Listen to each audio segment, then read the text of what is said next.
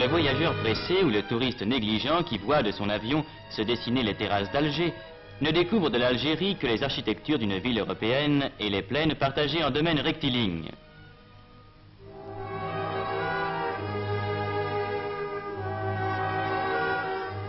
Sur la route, si pareille aux routes de France, il retrouvera les paysages de l'Hérault avec l'immensité de leurs vignobles.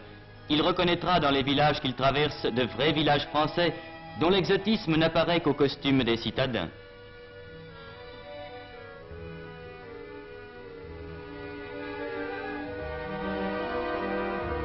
Il situera en Beauce ou en Brie ces plaines à blé dont les chaumes coupés hauts marquent seuls que nous ne sommes pas en France.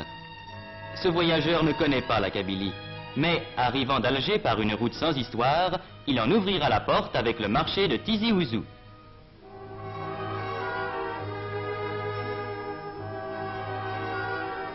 Déjà, il aura rencontré par centaines sur la route ces paysans venus de 20 km à la ronde, à pied ou à dos de mulet, poussant leurs bêtes.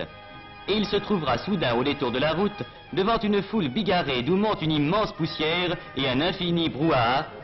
C'est le marché.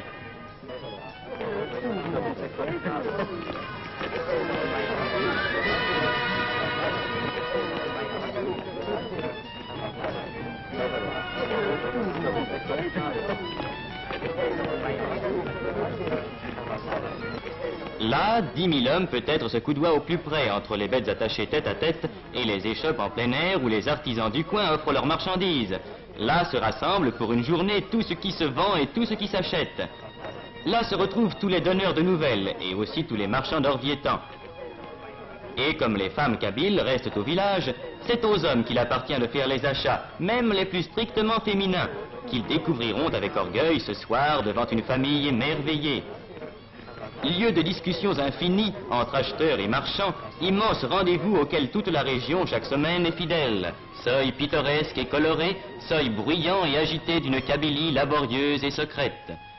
Tizi Ouzou, qui a rang de sous-préfecture, est le point de transition où, dans un décor presque européen, se rencontrent les traces caractéristiques du vieux pays berbère et les apports de la vie moderne où le café mort et le marchand de sel, apanage des bourgs de la vieille Afrique, voisinent avec le garagiste réparateur de pneus des grandes routes modernes. Point de suture entre deux mondes, l'un banal à tous les yeux, l'autre encore trop inconnu, où cette route qui monte va nous faire pénétrer.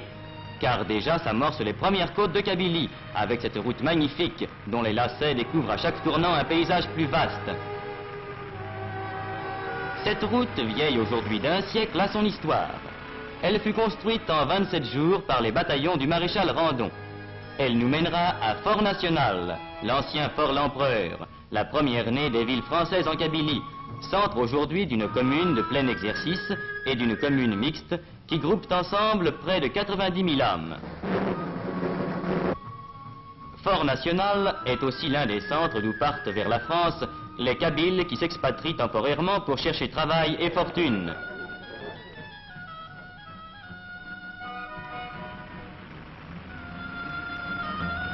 C'est de là que s'en vont ces travailleurs que les mines et les usines françaises emploient volontiers pour leur qualité, laissant au pays les femmes et les vieillards.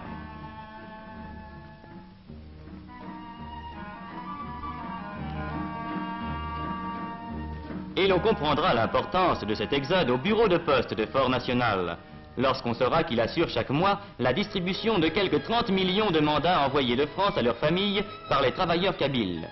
Car le Kabyle, s'il accepte de partir pour gagner sa vie, garde au pays natal des attaches indestructibles. Ce mandat mensuel qu'il envoie servira à acheter une maison, un champ, un petit domaine, où il reviendra plus tard vivre entre les siens sur la terre des ancêtres. Quittons Fort National, que des détours de la route nous laisseront voir encore longtemps sur sa hauteur comme un château fort, en même temps qu'apparaîtront sur chaque piton l'amoncellement de murs et de toits qui marquent un village. Car dans les temps anciens, les Kabyles, race autochtone, accrochés à leurs terres montagneuses, ont, par crainte des pillards et des envahisseurs, établi leur village sur les crêtes pour mieux résister aux attaques et aux incursions des conquérants.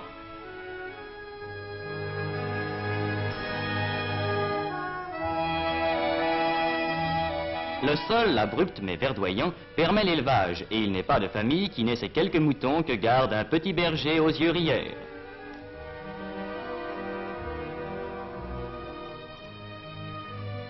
La terre est la seule richesse, la seule source de vie, la seule abondance. Pauvre abondance.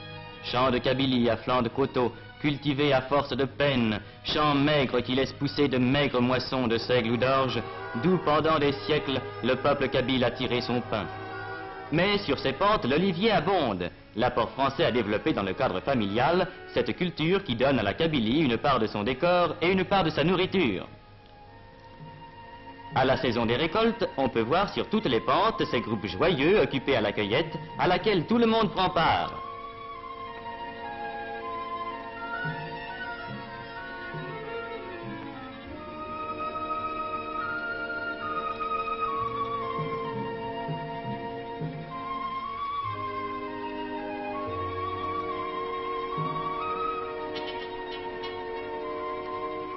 Pittoresque Kabyle. Il existe encore dans les villages éloignés de ces moulins primitifs, identiques à ceux qu'employaient les vieux berbères que ne purent abattre les Romains. Meules qu'ont remplacé aujourd'hui les moulins modernes, établis depuis une cinquantaine d'années dans les centres, mais qui continuent à verser le chaud liquide jaune d'or qui fera la joie du foyer.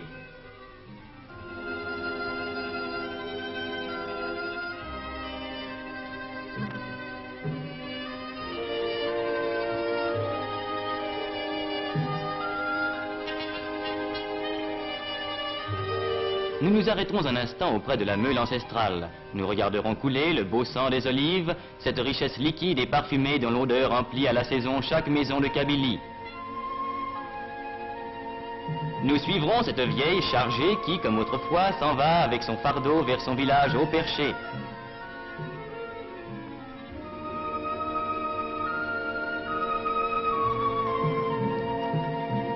Nous la suivrons sur ces sentiers de chèvres, qui étaient avant la venue des Français les seuls moyens de communication dans ces réduits montagneux, l'imprenable citadelle d'une race indomptable.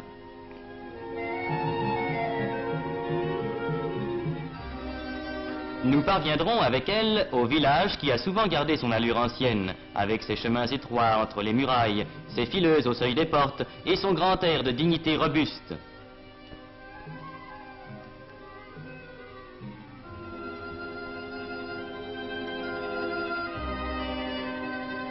Et nous découvrirons en contrebas, allongeant l'agglomération de la longueur de tant de morts, presque mêlés aux champs, le cimetière sans clôture où dorment depuis des siècles tous ceux qui dans ce même village ont labouré le sol, cueilli l'olive, élevé des mûres et sommeillé à l'ombre des figuiers.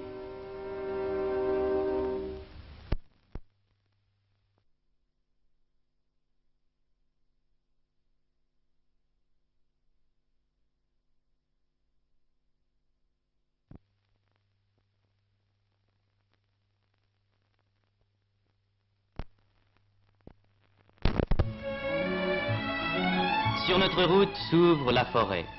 La forêt kabyle n'est pas une de ces forêts d'Europe aux fûts élevés sans effort jusqu'à de larges frondaisons. C'est une forêt d'une autre sorte. Le chêne-liège y est roi. Autre richesse primitive du pays kabyle, chaque année on y récolte par larges feuilles cette écorce légère qui partira vers les fabriques de France ou d'ailleurs où sa transformation s'accomplit. La forêt de Yakouren est l'un des centres mondiaux où s'approvisionne l'industrie du liège. Capitale des bouchons, la nomma un jour un voyageur. Boutade, boutade et vérité.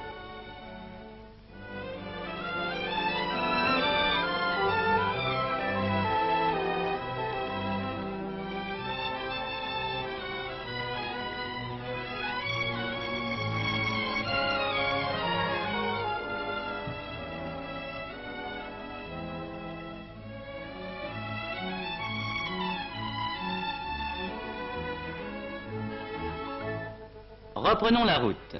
Par de nouvelles côtes, nous atteindrons Michelet, qui étage ses maisons le long de sa grande rue à 1085 mètres d'altitude, et d'où l'on découvre un paysage montagneux barré au fond par les plus hauts sommets du Djurdjura, les crêtes de la Kouker et la pointe de l'Alla Khadidja. Michelet, chef-lieu d'une commune mixte de 80 000 habitants, règne sur les contreforts de la grande barrière montagneuse. Dernier centre sur la route des montagnes, Michelet aligne le long de ses bâtiments modernes ses spectacles pittoresques et contrastés, le palabre des vieillards et au pied de sa mairie, l'écolier devenu écrivain public.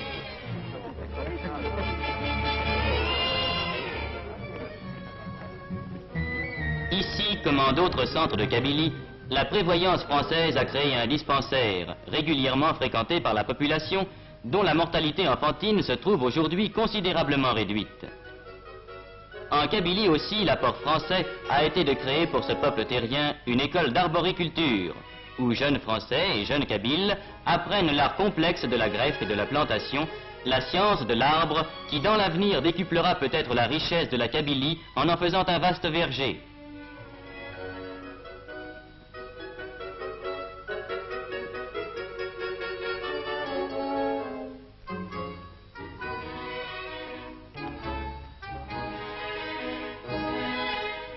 C'est près de Michelet que s'élève l'ouvroir d'Aït-Ichem, créé voici 50 ans à la demande du pacha d'Abdesselem et réservé aux fillettes kabyles. Chaque jour on les voit, ces fillettes vêtues de cotonnade à la mode du pays. Ces fillettes qui, pour la première leçon, ont appris la propreté physique, à qui l'on donne en même temps l'instruction et un métier. Car cette école, qui a fait dans tout le pays kabyle la renommée d'Aït-Ichem, est l'une des grandes réussites de l'apport français.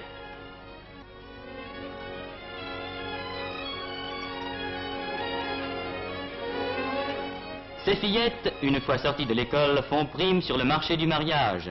Elles parleront français et sauront, selon les meilleures techniques, tisser ces étoffes et ces tapis d'un dessin subtil et d'un art à la fois primitif et compliqué qui compte parmi les témoignages de l'art berbère.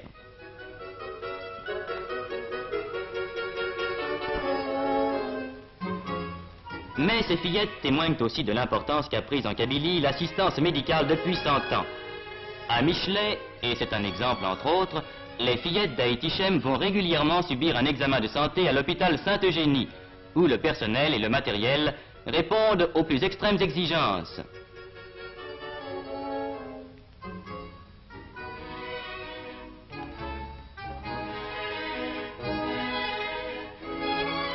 Grâce à ces aménagements sanitaires, la vie kabyle, autrefois menacée par les maladies et la déficience de l'hygiène générale, a pu remonter la pente et s'assurer plus fortement pour l'avenir.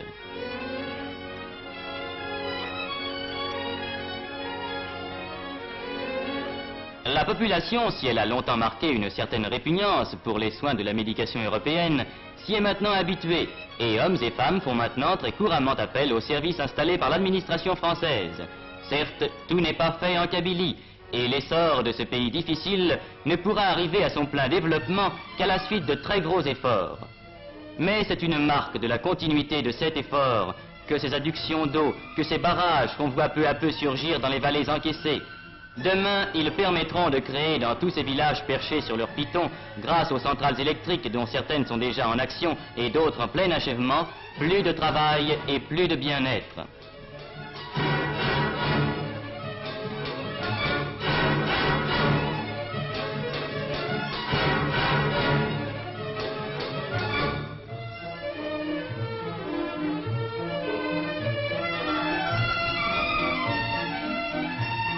La force électrique donnera du travail et du pain à cette terre peu hospitalière où une race n'a pu vivre qu'à force de volonté.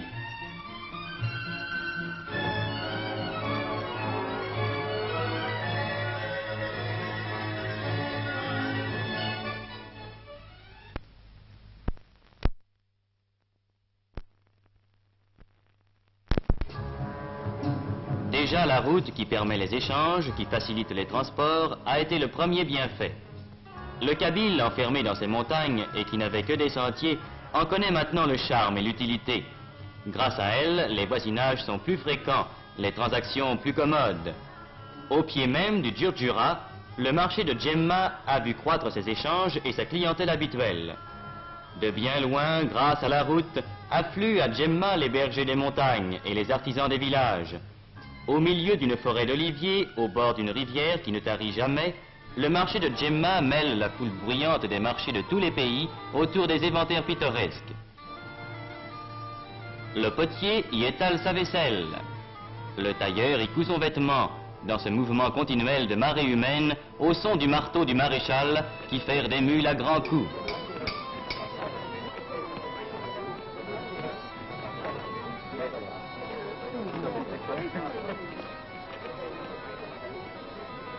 Mais la caractéristique de Djemma, c'est son marché aux bestiaux et sa boucherie en plein vent, où en l'espace d'une journée, des centaines de bêtes passent à l'abattoir. Tableau brutal et haut en couleur, où la vieille Kabylie apparaît dans sa truculente robustesse.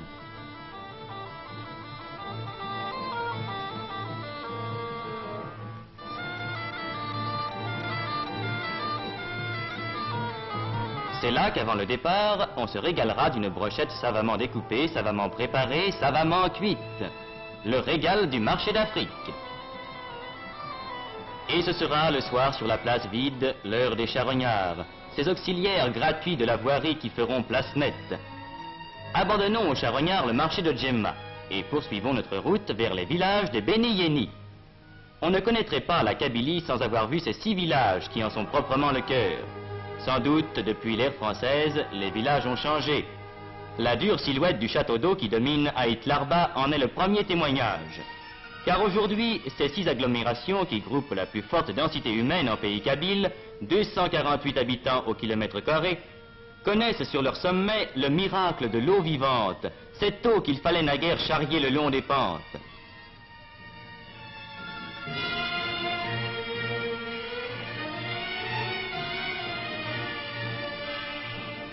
Village de Béni Yéni, le centre de l'artisanat kabyle. Il compte surtout, et depuis les temps les plus anciens, une population dont l'évolution intellectuelle et manuelle fut toujours en avance sur celle de leurs frères. Ici, dans chaque maison, un tour ronronne, un marteau tinte, un rabot gronde. Ici, l'orfèvre compose ses lourds bijoux d'argent. Ceux-ci qui faisaient l'orgueil des siècles passés, ceux-là auxquels l'époque a donné un nouveau tour.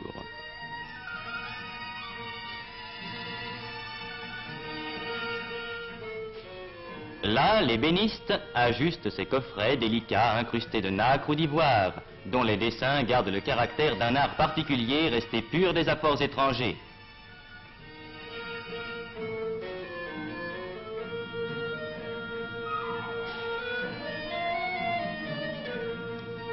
C'est à cause de cette sorte de maturité intellectuelle que traduit si bien la vie artisanale des Béni Yéni que la France a tenu à leur donner depuis des années un statut administratif spécial, en y créant des centres municipaux résolument autochtones et en conférant l'écharpe de maire à des citoyens choisis dans la population.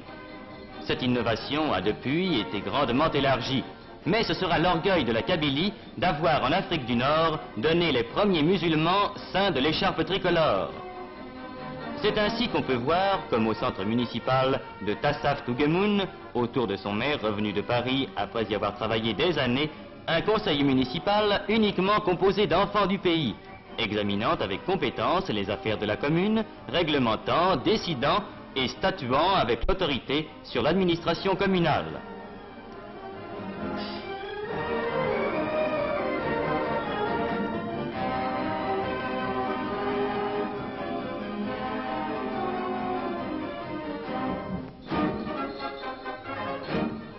C'est pour une part aussi à cette maturité de la Kabylie prise comme exemple que l'exercice du droit de vote a pu être instauré dans l'Algérie sans difficulté et sans trouble moral. La démocratie est d'ailleurs depuis toujours dans les usages et dans la vie du pays, et il n'est pas inutile de rappeler que les Kabyles ont de tout temps vécu au milieu de leurs montagnes dans l'usage journalier des règles de la vie démocratique. À ce peuple évolué, la vie française se devait d'apporter les bienfaits exigés par l'intelligence. C'est pourquoi, dès 1883, cette école, la plus vieille école française d'Afrique, s'élevait à Taourirt Mimoun. Vieux mur où depuis plus de 60 ans sont passées plusieurs générations de Kabyles et où sans conteste s'est forgé dans les âmes des enfants qui y passèrent le vrai sentiment de la solidarité française. Depuis, l'œuvre s'est affirmée. Les écoles se sont multipliées, l'instruction s'est développée.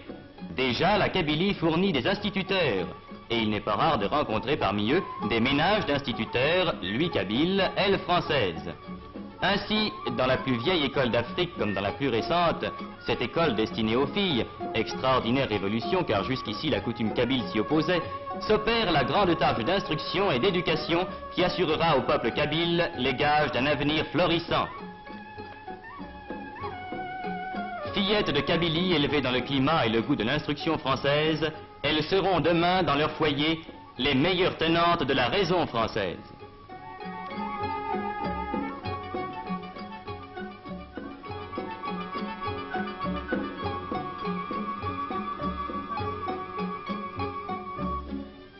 Maintenant, sur cette route qui gravit toujours la montagne, quel dernier spectacle réserve la Kabylie? La végétation se fait plus rare. L'empire du roc et de la pierre nue s'affirme.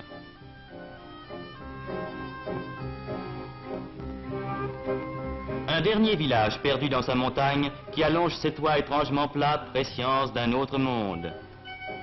La montagne toujours plus rude, toujours plus sèche. Et tout à coup, au détour de la route, cette caravane qui a passé l'école et qui vient du désert.